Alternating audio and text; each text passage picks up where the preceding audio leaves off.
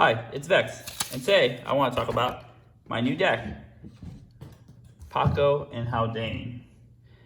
This is a deck from the Ikoira Commanders. It's a partner deck. Actually, it has Pako, Arcane Retriever, and Haldan, Avid Arcanist, and they are partners. So what Pako does is whenever it has haste, where Pako Arcane Retriever attacks, exile top card of each player's library, then put a fetch counter on each of them, put a +1/+1 counter on Pako for each non-creature card exile this way. So it goes really big, can attack right away, and then exile top card of each player's library, including your library too. And Haldan, which is really cool, partners with Pako. You may play non-creature cards from exile with fetch counters on them if you exile them, and you may spend mana as those it were of any color to cast those spells. So if there's two Pakos or in your play group, they don't interact with each other, which is kind of cool. So you don't steal somebody else's Pako cards. So it's only cards that with your fetch counters, not an opponent's. But it's really cool. You have partner commanders that work well together. This one exiles cards.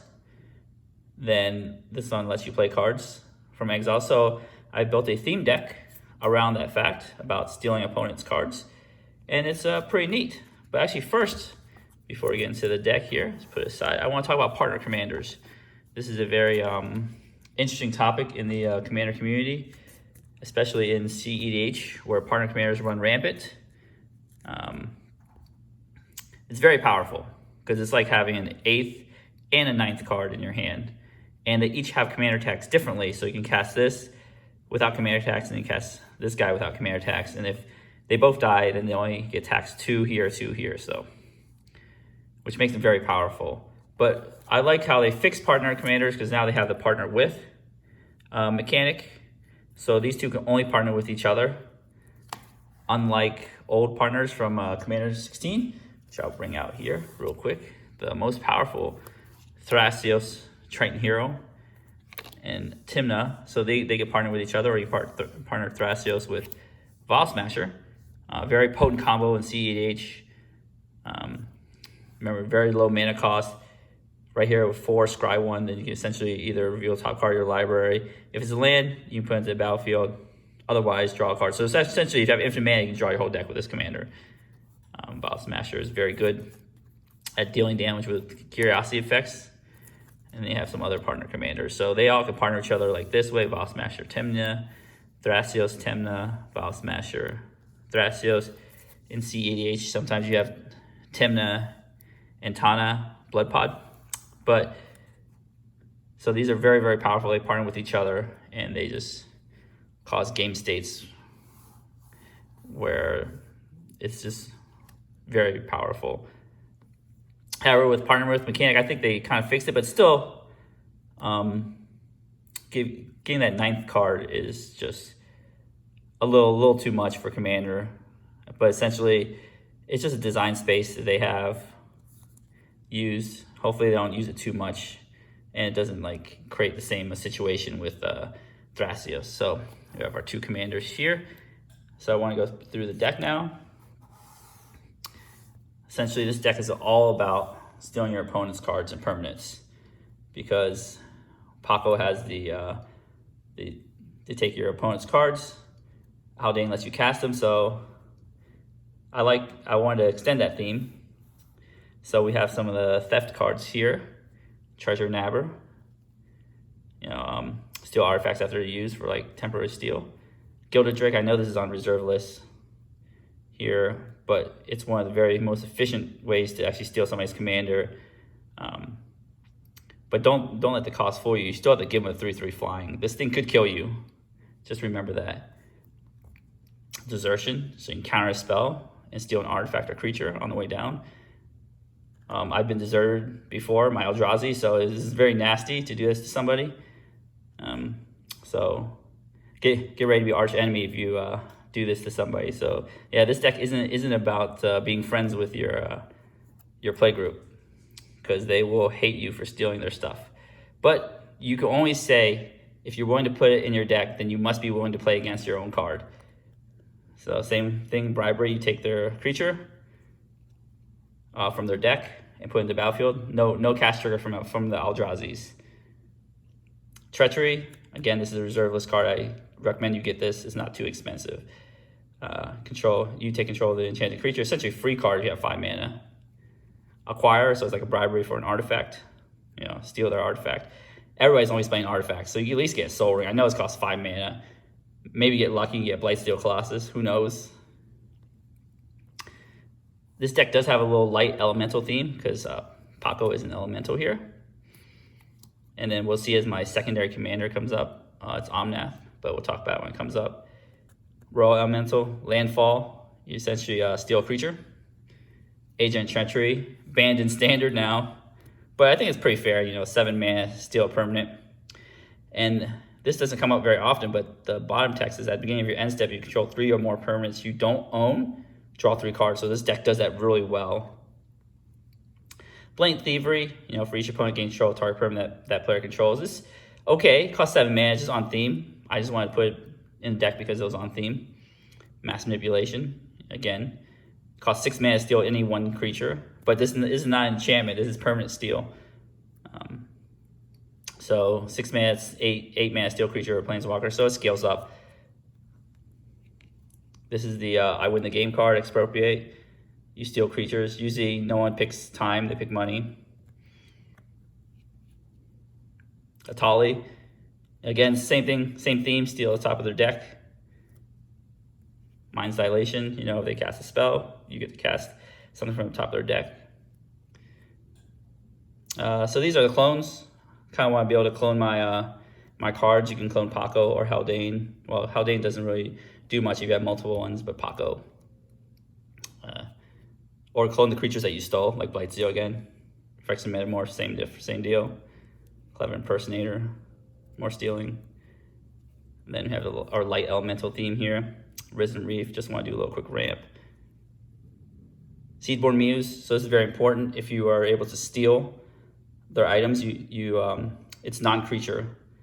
You want to untap your permanents and be able to cast it on their turn, so you keep casting like multiple things you steal. Tatiova, so also you can also steal lands too, so you can play the opponent's lands. So I did this. This deck is all about ramping and trying to steal your opponent's lands too, and putting it onto the battlefield. So you want to get lots of lands, play lots of lands, draw a lot of cards, gain value. Omnath, so this is our secondary commander. This is a teamer deck. Let's move these aside real quick here. This is a teamer deck. So with the 2 partners, you get teamer colors. This is our secondary commander. I love having secondary commanders. That's why I had a little elemental theme. Because when this comes into play, it deals damage to any target equal to the number of elements you control. That's not the most important part. The most important part is the Tatiova mode, essentially, is when land enters the battlefield under your control, get +1/+1 counter on target elemental, and you get to, if you have 8 or more lands, draw a card.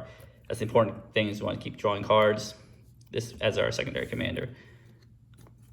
If we're playing a lot of lands from the opponent, we want some landfall. So here's the other Omnath. It's an elemental as well. Avenger Zendikar, more landfall. Horn of Greed, play a land, draw a card. Lightning Greaves, you want to protect, depends on where you are in the game. If you just cast Pako to get cards, usually cast Pako first, then Haldan second.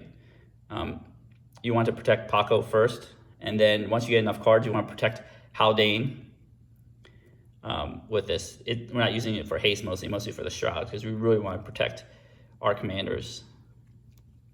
Valken Ori, so this works well with Seedborn Muse and Ley Line of Anticipation. Essentially, we just want to cast these things, be able to cast those spells that we stole at flash speed.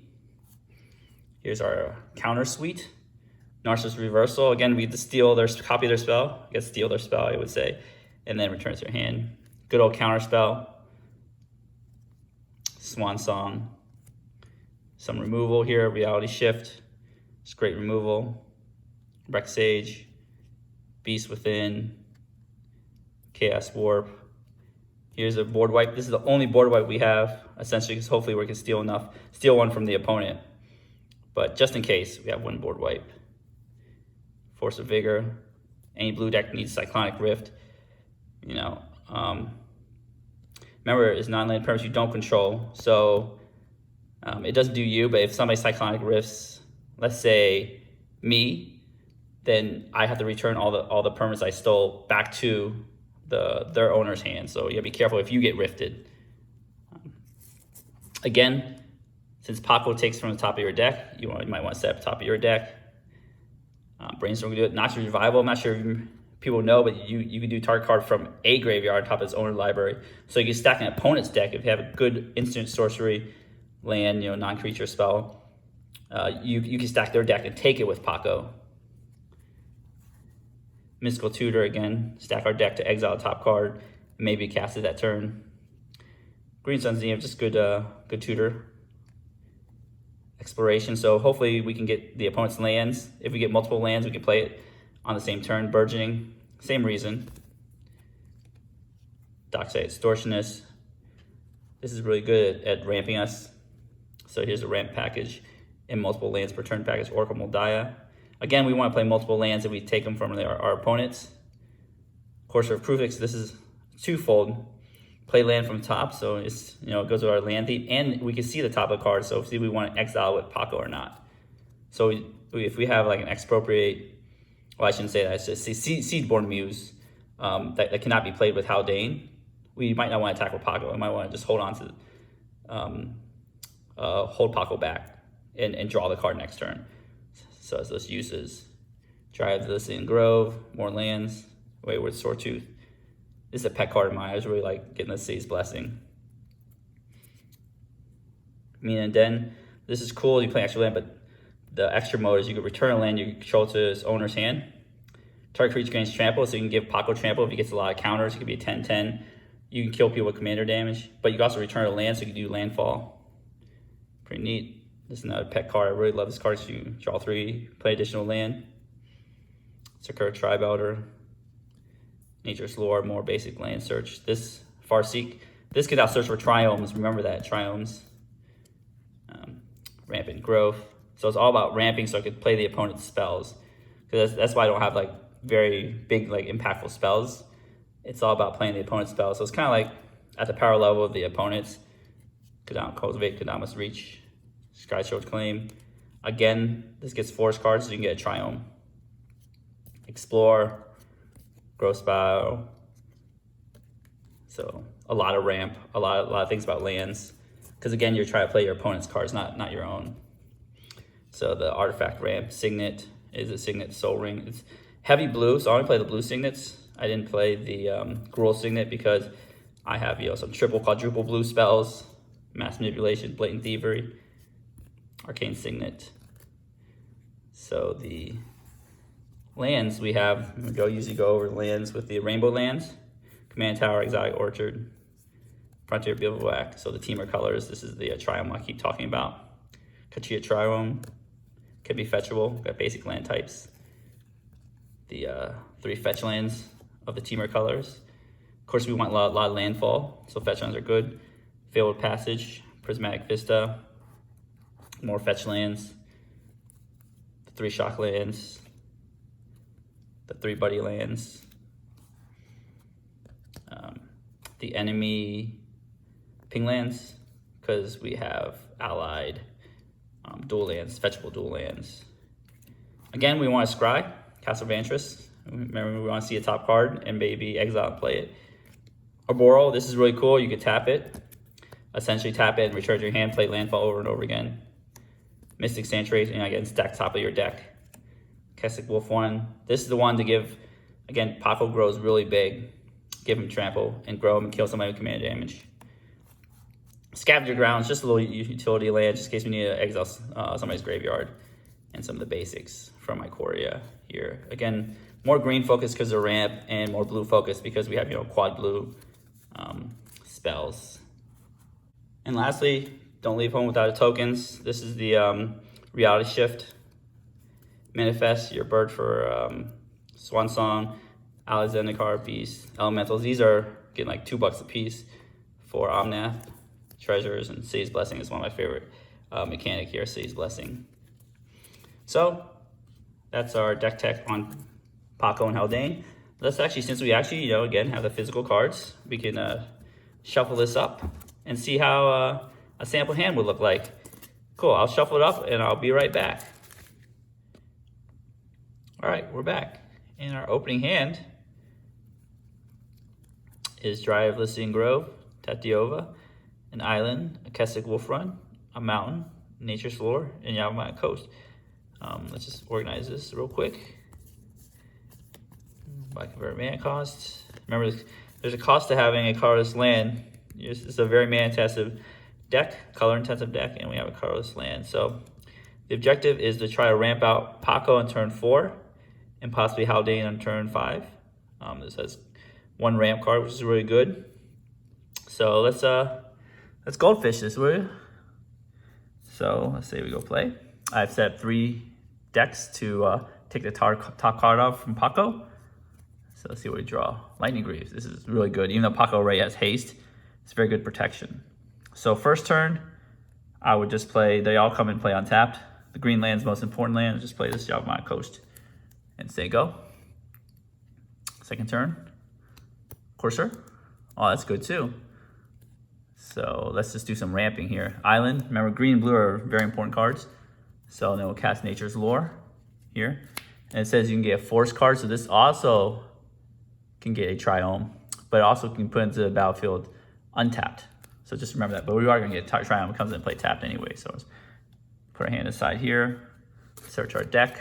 Oh, wow, I cut right to it. I didn't mean to. This is just a coincidence. I didn't mean that.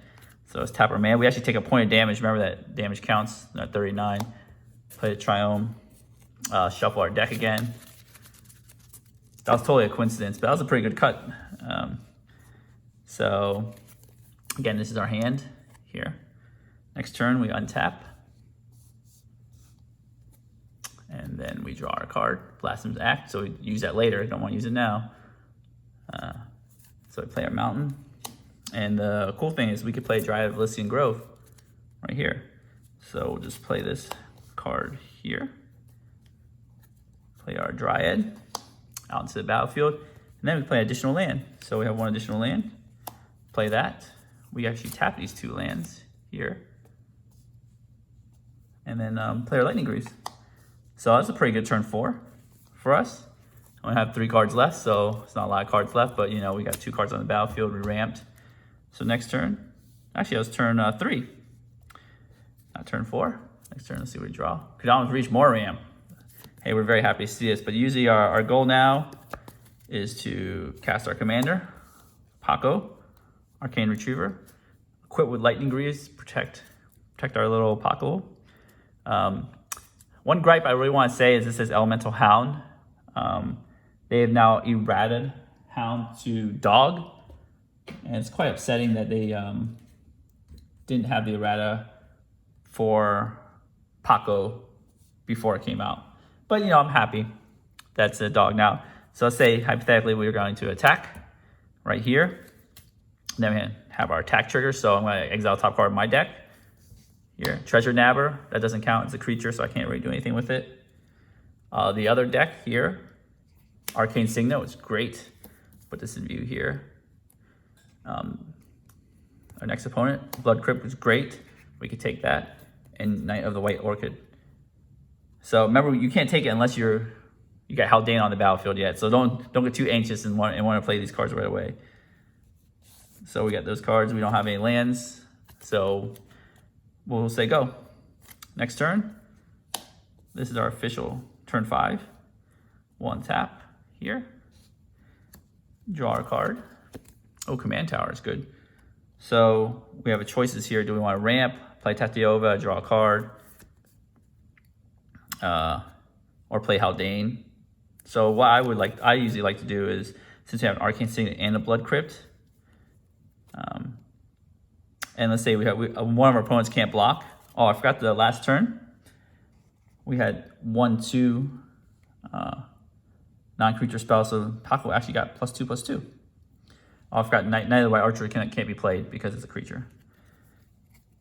So hypothetically, we could always attack our opponent first, see what they got. Maybe attack an opponent that can't block, 5/5. So let's flip over some more cards. A Mountain, which is great. We have not played our land this turn. Fell Warstone. Terminate, and flip our own deck. Omnath. Oh, it sucks to lose Omnath. You can never get him back. But we did have 3 non-creature spells, so Pako goes up to 8/8. See how fast Pako grows? It's amazing. So I think I like these cards. They got 2 pieces of ramp, 2 lands in there. We can go really crazy. So what we're gonna do is we're just gonna tap our mana accordingly. So we have the most dual lands open. Haldan. Remember, we can cast this with mana of any color. We have removal to terminate. We can actually cast at instant speed too. There's nothing saying I can't cast at instant speed, which is great. Haldan, what we'll do is we'll just take this mountain here. Blood Crypt. Let's see, we're gonna play untapped. Everything costs 3, so we'll just play Blood Crypt tapped. Take the mountain here. Actually, we'll 2, 4, 2, 3. So we'll take it untapped. We got extra life to spare. All right, we'll play this. Take the Fell War Stone. Tap the Fell War Stone. I think if we tap the Arcane Signet, we can't ramp. So let's just not steal the Arcane Signet right now. We could play. We can't play an extra land because we play our 2 lands a turn here. So I would just not take any more. I would just play Kodama's Reach, ramp some more. So you can see how this gets really out of control. Oh, I totally forgot. Before we want to do anything, we want to equip Haldan. Play lands first because it doesn't take the stack. Then equip Haldan with the Greaves so he doesn't die. So you can see how this deck gets really out of control, taking all your opponent's permanents. See, I took 3 permanents already. I can play extra lands. I could ramp. Eventually play Tatiova, ramp, draw more cards. Course of Crucifix. This is a reset button just in case. So that's our deck here. I don't want to mix up cards from another deck. So I'll just take these out here. Omnath is actually our card. Oh, I took Omnath. Okay. So there we go. I really like this deck. It's still, remember, you might be arch enemy at your table, stealing people's permits. So maybe you should definitely, if you steal from one person at a time. Don't steal from everybody at a time. Become arch enemy. So this deck is a lot of fun to play. It's really on theme. I really like having a dog commander. So to end our video, I usually like to ask a question to our viewers. Do you guys like partner decks? And if so, which is your favorite pair? Again, I want to thank you for watching. If you want to support me, please like my video and subscribe to my channel so I can make great content in the future. Thank you, and have a good day.